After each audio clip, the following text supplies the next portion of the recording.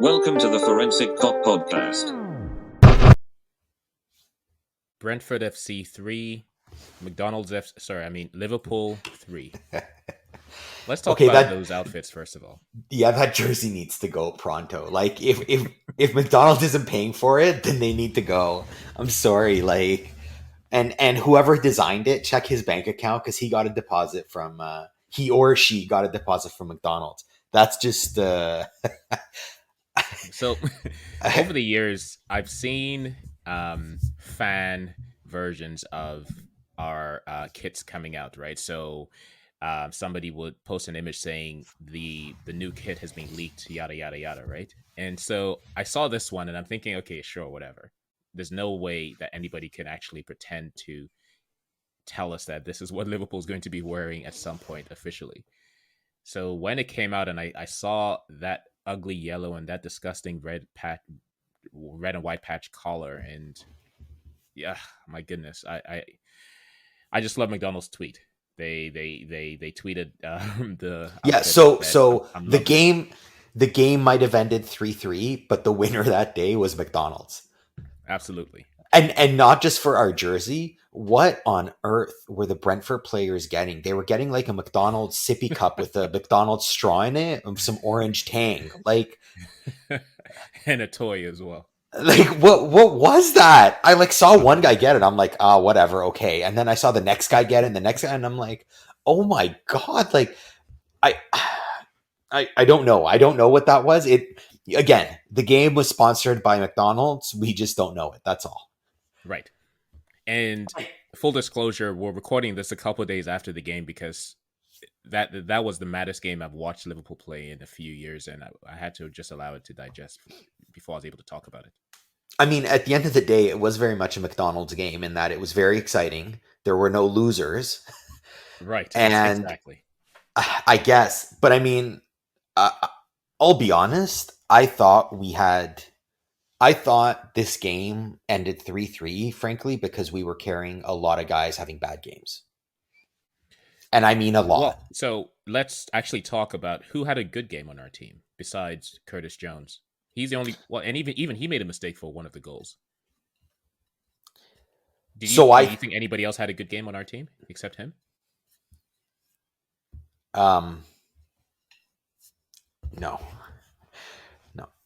I'm trying to think, but no. We can end the podcast right now. He gets man of the match by default. So in all honesty, he gets man of the match because that goal was beautiful. Because he injected creativity. He was like a lesser Genie, but with creativity, so overall better. But I mean, everybody else just sucked. And some guys were like scream out loud suck. Yeah, and Mo Salah, fair play to him. He didn't have a worse game than he normally has, right? That's how he plays. He misses some, he scores some. He misses a lot, right, and scores some. But these were just egregious.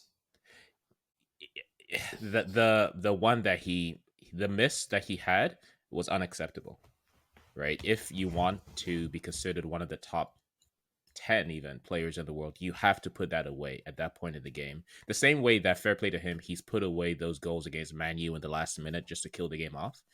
So I don't know if it was he had too much time or he thought he was just overconfident, but you need to put that away because that would have killed the game. So what I would say is, and this might be harsh, but if the rumors of him wanting $500,000 a week are true, I think when he comes to sit at the negotiating table, you pop in a tape of this game and you say, you show me the guy who's worth $500,000. Because what he produced was not $500,000 worth. A $500,000 guy puts that away, puts the game away, and we walk away with the comfortable victory. We lost, and I wish I could be saying this for the first time, but it's not. If Salah had delivered the gimmies that were on his foot, we wouldn't have lost the game. And that seems to be a recurring theme from the last year and change. And not to make this the anti-Salah show, but I think all he needs is some competition. He is being catered to, and in his mind, this is all, again, I know he takes this seriously, but it appears as if this is all fun and games. And oh, I'll take a shot, I'll score, fantastic. I'll miss, fantastic. There'll be another opportunity, and I'll just smile it off or whatever. He needs to be sat down and know that his position is at stake, and then that way he'll ensure that he puts away those chances. Yeah, I mean, just look at what happened to Firmino when Jota came in. If Jota hadn't been injured last year, I think Firmino's improvement would have continued. But Firmino now is even when he's playing in the midfield, he's fourth man in the box. He used to be like ninth man in the box when he was playing forward. So he's definitely changed his game, upped his game, learned. So I agree with you. I think Salah is just too catered to at this point. And I mean, I don't know. I mean, again, we're a couple days after the match, and we found out that there's new vice captains or whatever, and Salah's not one of the 6.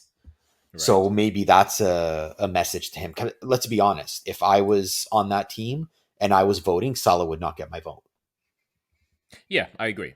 Being captain has nothing to do with who scores the most goals, right? I'd rather have Curtis Jones as captain over Salah, to be honest. Because you know what? And I got to say, it feels like Jones recognizes the moment more, recognizes the need more, right? Like similar to Fabinho or a Hendo, when there's a rush happening towards the end of the game and they go in intentionally taking a yellow. They just understand the bigness of the moment. Right. I'm sure bigness is a word. It is but, now, yeah. But Curtis Jones, on his strike in the game, he recognized the moment. I was going to say he's going to be, but he's a proper player. I mean, he has everything, because even when you look at a player like Ox, right? Oxlade-Chamberlain, who comes on and then he scores these amazing shots from outside the area. It's not in the same way as Jones. Jones will create a chance out of nothing and then curl it. Ox just makes space for himself and then hits it hard. But Jones has a touch of maybe class. Finesse is a word I'm looking for, and he shares that with Harvey Elliott. Those two are our most creative players, I'd say. You know what? It's not even the hardness of the shot, because I'll be honest, I think Ox hits it harder. I mean, that is what it is. Right. But you're right. Jones is more worried about placing it, and Jones will create the space, where I feel like Ox needs to have the space. He's not, you need to set up a nice pass for him to step into one, or you need to give him a pass and then he has a couple steps to run with it and go, but he's not breaking a guy down. Yeah, he responds, he's reactive, so he responds to the defender coming at him, right? Whereas Jones will make the defender take a wrong step. And Jones will also potentially turn that into a chance for someone else. For someone else, exactly. Yeah, he for sure has higher footballing IQ than Ox, and in fact, most of our players. And that is one thing that's unfortunate. In the top half of the field, we don't have much footballing IQ, which is a shock, given how many goals we score. So, I mean, speaking of footballing IQ, this is one that just drove me nuts, which is, again, it looked like we didn't commit as many fouls as we normally do. I think we only had 7 or 8 for the game. But some of those fouls were just stupid.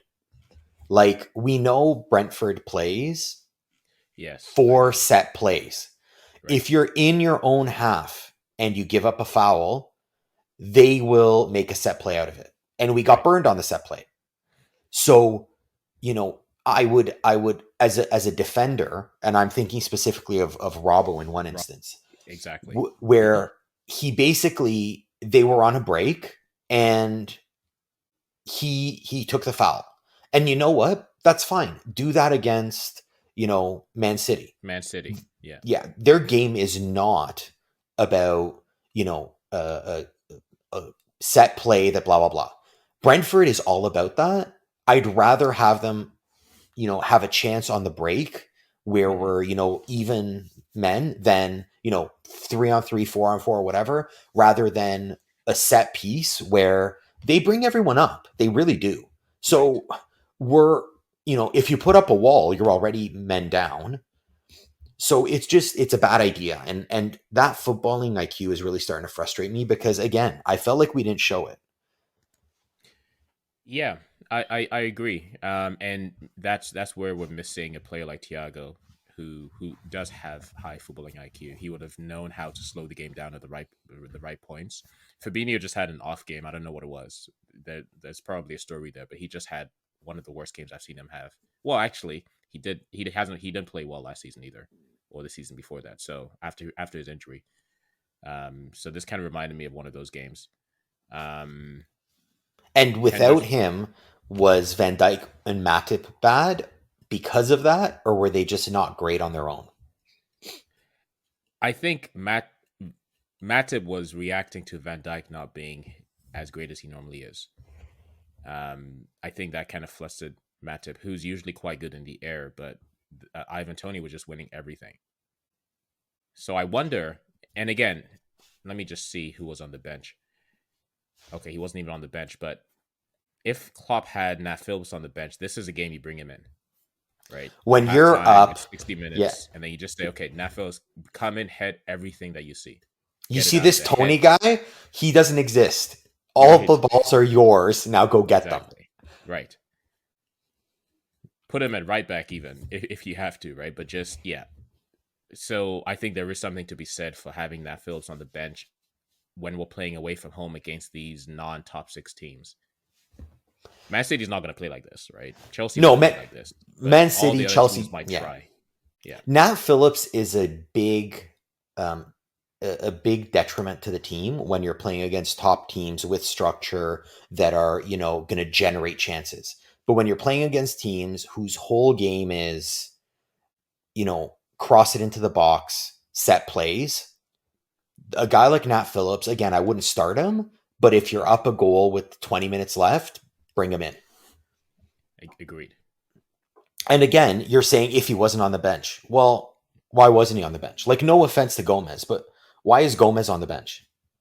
To be fair, Gomez was there as an auxiliary right back, right? Okay, then and that was actually a move too that he could have put in, because at least he's a better defender than Trent. Well, Trent was just put in a bad position. Trent was put in numerous bad positions, and I'm praying and hoping that it was a total off game and that nobody else saw it. Because what I noticed, and I don't know if this was their strategy, but every time they came down the left side attacking like Robbo, they would essentially cross long to where Trent would be. It was a strategy for sure. And they overpowered him. Because, they overloaded. Like there was that one time where 3 of them went up for a header against Trent alone. Right. Trent, I mean, fair play to him. He held his own as much as one person can against 3 brutes. So you do also have to question Henderson, who was playing on the right-hand side there, in not helping him. Right. Agreed. And it's again a team of off days. Yeah. That's what it felt like. And including Klopp. I mean, on the one hand, he had an opportunities to make wiser subs. However, the game was just changing so quickly that there was almost no time to bring Milner on, because by the time you start planning to bring Milner on, we're behind or we're tied. So there's no point bringing him on anymore. And, I felt as if before they scored the third, Milner was probably due to come on in a few minutes. Well, but time to bring him on just to kill the game. You know what? I'm actually going to disagree with you on that, because we scored in the 67th minute and they scored in the 82nd. So there were 15 minutes there. You know what? In those 15 minutes, once you get to 70, 75 minutes, bring on a Milner, bring on, like, I'll be honest, even Konate. But we were on top, though. That's the thing, right? We were close to getting the 4th. And when you bring Milner on, then you kill that. So even though my gut told me that they were going to equalize, the football didn't tell me that they were going to equalize. So maybe Klopp was looking more at the game than his instinct. I don't know, I guess, but just leaving Trent there to get exposed the way he was the whole game, I didn't love that. And the fact that, frankly, nobody was really delivering well, and I don't know. I mean, if you were a neutral fan, it was a fun game. If you were a Liverpool It was. fan, it was an upsetting game. If you're a Brentford fan, I'm sure it was a fantastic game. Oh yeah. So But I heard that Ivan Toney is 5'10". Can you believe that? I'm literally going to tell you I do not believe that. I know, right? And I'm definitely going to check it right now because that is not possible. Because if he is, how is he so good in the air against 10-foot guys like Matip and Van Dijk, or Matip in particular? Well, you know what? It's maybe the Thiago thing, right? True, Thiago's not the tallest guy, but but he every wins every time he header. goes up for a header, yeah, he's got it. And not just does he get it, but he directs it where he wants to, and just Right. like phenomenal in that sense. True. So, I mean, I don't know. He is 5'10". Oh my god. That's a bit of an embarrassment. It is, because when you see the way they play and how they set up through him and how he looks, his appearance, I just assumed he's at least 6'3". Well, actually, he's taller than Thiago by a couple Oh inches. yeah. Oh, of course. Yeah, yeah. Thiago's like 5'6" or 5'7", maybe 5'8".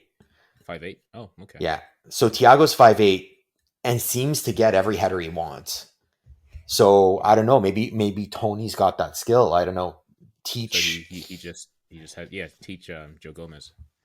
I know, eh? If Ivan Tony can do it, God, put them in a bunk together until they either learn to head or wither up and die. Because oh my God, like if Gomez could head like that, Oh, he would it's be the over. best defender in the world. Totally, he'd have everything. Yep. Ivan Tony's a So, Liverpool fan too, so maybe they should buy him just for that. Buy him and then put well, him in the bunk with Matip.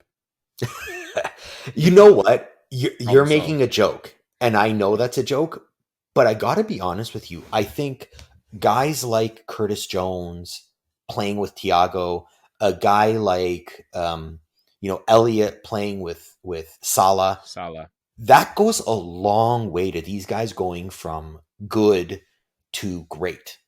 It really does. Like you can see in Jones' game, you can see some of Thiago in it, and I'm starting to see a little bit of the Firmino flick and through ball in Mm. him. And then you can also see some of Genie as well, the discipline, Yes. right? Oh, you see the genie in him, which is unfortunate because I actually don't want the genie in him. But then it makes him well rounded as long as he has the freedom to take shots and to be offensive like he was. Because last season we weren't seeing him do that. He was a little bit too contained. But if Klopp gives him a little bit of freedom to play disciplined, but also every now and then just you know surprise the offense, then that's perfect. I mean, he's the perfect midfielder in that case. Yeah, absolutely. And what'll happen is a goal like you saw in this game will change the way teams defend him. Right. Because if you ever see, I mean, whenever he gets on Ox, defenders run at Ox before he even gets the ball. They Mm-hmm. give him no space because they know, within 30 yards, if you give him space, he's going to take a shot and it might go in. So these type of shots now will open up the game for us because guys will be running at Jones instead of maybe backing off or playing smart. They'll have to commit, similar to Thiago, where everyone backs off because they know coming at him could create a chance. So Thiago has loads of time. Here, they might run at him more so that he has more space if you get past your man. I mean, if he becomes a combination of Ox's shot and Thiago's, vision, then I mean, game over. But that might be a Oh, little for sure. too pie in the sky. No, he has. I'd say his ceiling is higher than Elliot's. It's just that Elliot is more of a guarantee because Jones has Elliot's the almost stature. He more has arrived. everything. Yeah, Elliot is 18, and it sounds weird to say an 18-year-old's arrived. But if he plays like he did this year for the rest of his career, he's got a solid career. and that's my point. And he's almost guaranteed to have a good, solid career. And he could have a great, solid career, but because he's already guaranteed having a good, solid career, a lot of times players like that they just kind of level out. But with Yeah. Jones, his ceiling can be top 10 in the world, really. Right? He's that he has that much talent and natural ability and height and everything else. He has everything. But he could also just kind of disappear into the lower leagues in 2 seasons. God, I hope not. He's got so much. Yeah. That would be super disappointing. What concerns me is I don't know what Klopp is seeing or not seeing in him that he wasn't starting or even on the bench in the earlier games this season. That's a little bit of a concern for me because to all of us, it's obvious that he needs to be on the team or one of the first subs on. But there's something that Klopp is not seeing, or he's trying to protect him. I don't know. So, I mean, rumor was, and put as much faith in a rumor as you will, is that rumor was that they thought that our midfield was too full, so they were going to send him out for loan. And Klopp said no because he likes him that much. He wants to be the one developing him. Okay, that's good to hear. But again, is that true or not true? I can actually believe it. I actually think Klopp likes him. I think he does from things he said, and I suspect because he's even almost admitted it. I think he knows how much talent Jones has, but he wants to keep him grounded. Right? Yeah, it might be he sat him at the beginning of the season, just knowing he was going to get playtime from injuries. Yeah, because he's pretty healthily cocky and arrogant, right? And so I think Klopp is trying to really keep him grounded. With Elliott, he'll just come out and say, "Oh, Elliott's the best guy in the world," right? But with Jones, I think he knows, okay, this guy knows how good he is. Let me just make sure that I remind him he's only 20. Well, with Elliott, if you don't know he's the best 18-year-old in the world or one of them, then, I mean, you are going to lose your coaching job. So, like, Elliott is what Trent was when he was 18, which is just shockingly good and composed for a guy that age. Yeah. And consistently delivering. Like, that's the thing. When he got his first game, we were all like, oh, wow, that's nice. But then when he got the next game, we're like, well, yeah, what are you going to do? Drop him? You can't. And he proved it game in and game out. The thing with Jones is I thought Jones proved he was a starter last year, to be quite honest. He did. And that's kind of what I'm getting at. I think Klopp is trying to curtail him, trying to keep him humble and trying to keep him working. Because he it's possible that he also agrees with what I was saying, that he has a very high ceiling, but he could also just disappear into the lower leagues because he's that talented that sometimes you start to take that for granted, right? Whereas with Harvey Elliott, he's just a humble guy. He'll work hard. He has a different type of mentality than Curtis Jones. Curtis Jones is picking up things and he's taking advice, which is really good. I was so surprised in his attitude last season where he decided to curtail his natural instinct and be a team player. That just showed maturity beyond his years. Yeah, I agree. I mean, I think we've got a proper talent. And again, as we've said, he was man of the match. The anti-man of the match for me, I don't know, it might have been Robbo. I don't know what he was doing the whole game. I don't know why he was on the field. I was super disappointed in his play. Like, Fab will have an off game. Van Dijk, I think, may have had his first real off game. Jota apparently doesn't remember where the net is anymore, so he'll have to work on that one. But just Robertson, like, I don't know. It's weird. Yeah. Excuse me. I think you know what? Brave because so Costas has not conceded a goal in his time, right, on the field in the EPL. Robertson has conceded 4. Right. What does that this season? This season, right? It's and you know what? It's not just defensively he didn't look great. Offensively, I'm not sure what he was thinking.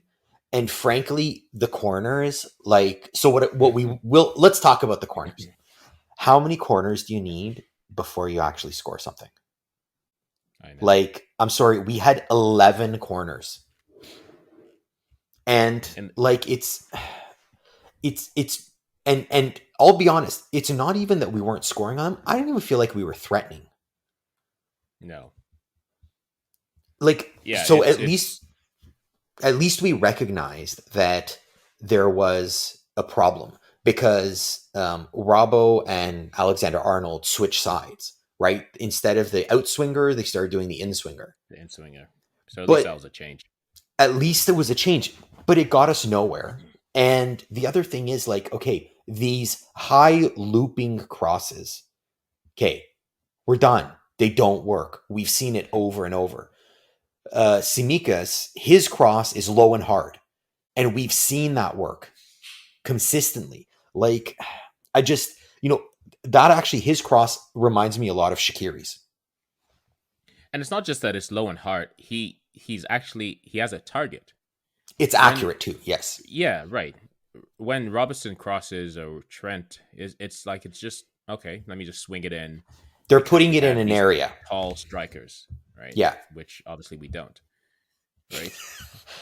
But with Costas, I mean, he'll do the low cross, he'll do the high cross, and it's always either on the person's head or into a place where he wants the person to run to. Right. I mean, that one where, the header from Salah where Mane scored last game, like, that was pinpoint. Right. Like, I bet you Salah could have run with his eyes closed and it still would have bounced off him exactly where he wanted, because that was literally pinpoint where you wanted that cross. And that's what we need to start doing. I mean, look, Brentford's not the greatest team in the world. They scored 3 on us because they know how to set up and they know how to do set plays, and they know, like, a lot of that. I mean, a lot of it was we were not playing well either. But we need to up our set plays. We just really do. And the corner is the big one that we're just not doing enough on. And free kicks. I mean, if I see Trent on a free kick. Oh my God. Wait. Like, if I see Trent on a free kick, blazing one over the net, at least get net. on target. Exactly. At least anyway. Ricochet off the wall. At least a deflection off the wall. Or you know what? Hit a guy in the nuts so hard that he like thinks about it next time when you're shooting. Like something. You're basically hitting nothing. He must be amazing in training. Really? By dumb luck, he would have a better shot in actual life if he was training so well. Yeah, because which doesn't make sense, because if you're training free kicks, it's the same situation where it's not like a penalty. I mean, if he's hitting them in training, then he should be hitting them in real life. So why is he taking free kicks? Because I'm assuming he's not making them in training either, right? So who is he really our best? Okay, let's play the game. That's a good question. Who would you rather have taken free kicks today over Alexander Arnold? I'm going to ask you player by player. Would you rather have Salah take it? No. You know what? In the right spot, Salah's got a decent shot, but okay, to be no. fair, I haven't seen him on a dead ball, right? That's the only thing, except penalties, and we all know on his penalties.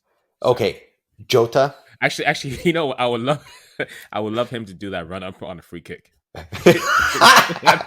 Okay, for sheer entertainment factor of the run up, we would have rather seen him take the free kick. Okay, right. Jota, would you rather him take a free kick? No, I don't think he's good on dead balls either. Mane? No chance. He can't hit anything. Hendo? Possibly. Because he would have the right technique. Fab, yeah, because he would blast it, and sure, absolutely. Why don't we try that? I'm gonna ask, but if you say the wrong answer, we may never be friends again. Jones? Hell yeah. Right? Like, why would Jones not be taking it? Matip? Right. Sorry. You're laughing, no. But you know what? Matip's long balls are pretty accurate. Long balls, but to get it over and down on I'm sorry. Ball is a bit. Are you telling me he'd do worse than Trent? But I agree. Okay, not Matip, but I would actually try Van Dijk. Oh yeah, Van Dijk used to take free kicks for Celtic. Yep, and then Robbo. Would you rather have Robbo? No. Put it this way, I'd actually rather have Alisson than Trent. Right? And I'm not even joking. Yeah, actually, I would agree with you. I hadn't gone to Alisson. I wasn't going to go there, but you're right. I actually think I'd prefer it. He is very good. He actually makes really good, like, I would say, especially if it's a longer ball. I would say close up, maybe not. Like within, close to the edge of the box, no. But yeah, if you're at 30 feet out, yeah, I think Alisson would be more secure than Trent. Because the problem with Trent, he obviously has a skill. He's scored in the past, but the problem with him is it's wherever the ball is placed, he'll take the same kick.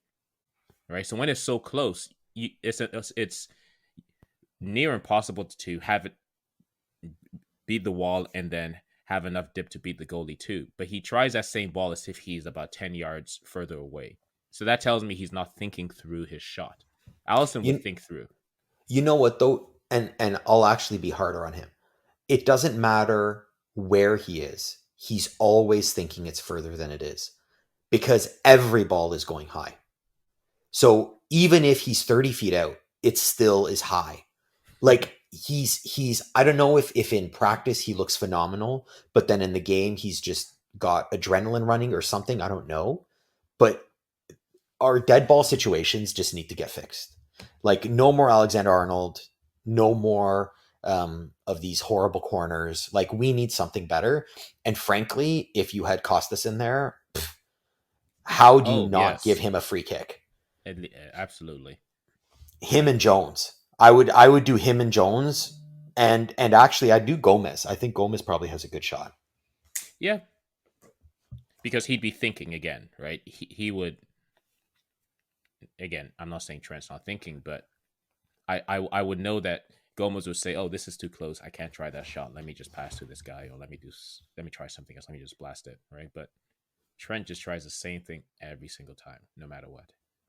And it's high. At least miss somewhere else, man. Just for the sake of fun.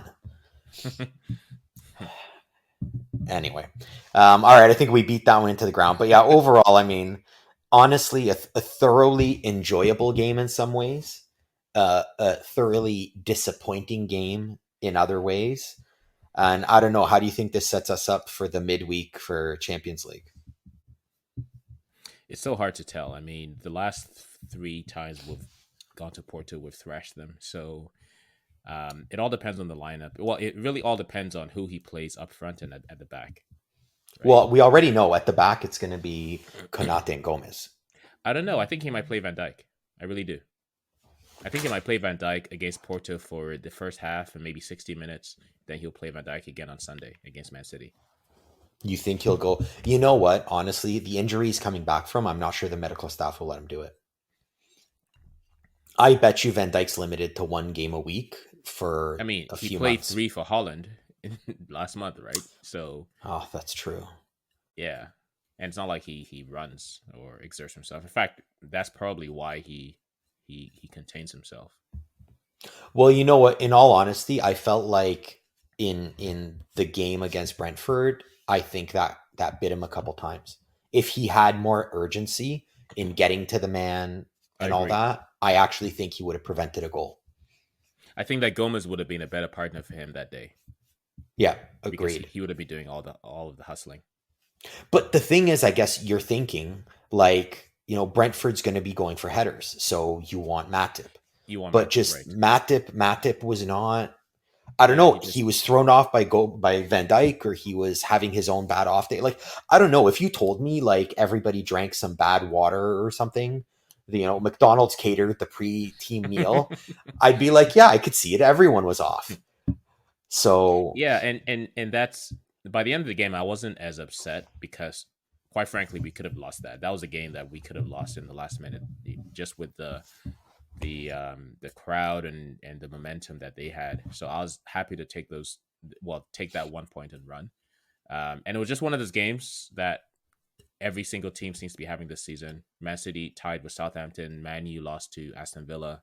Chelsea didn't even have a shot on target against Man City, right? So, hey, we're top of the league, right?